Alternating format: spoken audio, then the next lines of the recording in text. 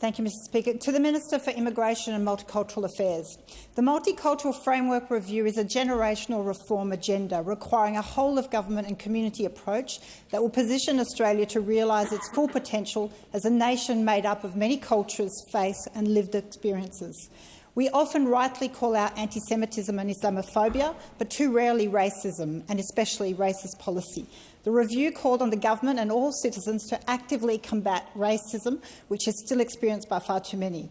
How will you ensure policies do not prejudice and lead to vilification of minority groups? The call to the Leader of the House. Thanks very much, Mr Speaker, and I thank the member for Warringah for the question. The multicultural framework is an important document following a long period of consultation, and I pay tribute to the Minister for Skills for all the work that he did in making sure that we have that available for Australia. It starts with a simple view that we are better together. That's the simplicity of it. That the fact that we need, quite properly, to have rules around making sure everybody is safe does not disqualify us from also making sure people feel welcome.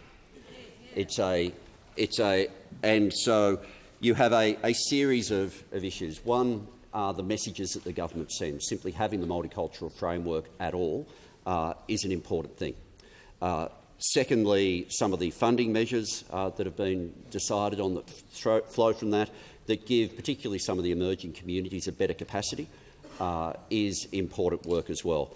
And effectively you end up with three sorts of events. You get some events where people get to celebrate their heritage, other events where it's one big celebration and we all celebrate it together, and other opportunities to learn from each other and to understand each other's stories. And you need to thread through all of those.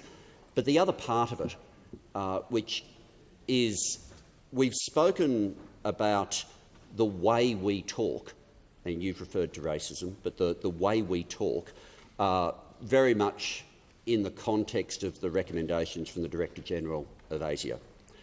And that's important.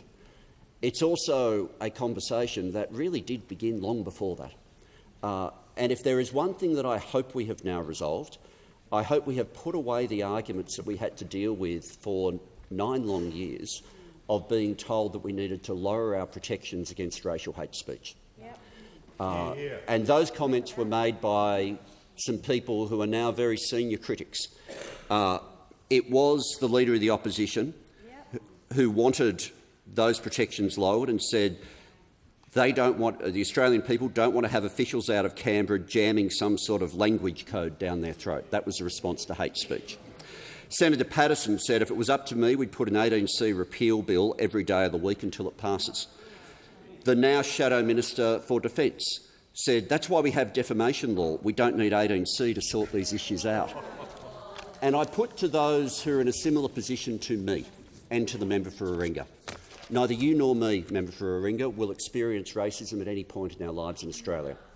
But our neighbours will and our friends will. Yep. And words can be bullets. Indeed. And what might seem like a great way for some people to get a headline, none of us should underestimate the harm it does not just to those individuals but to the fabric of the nation.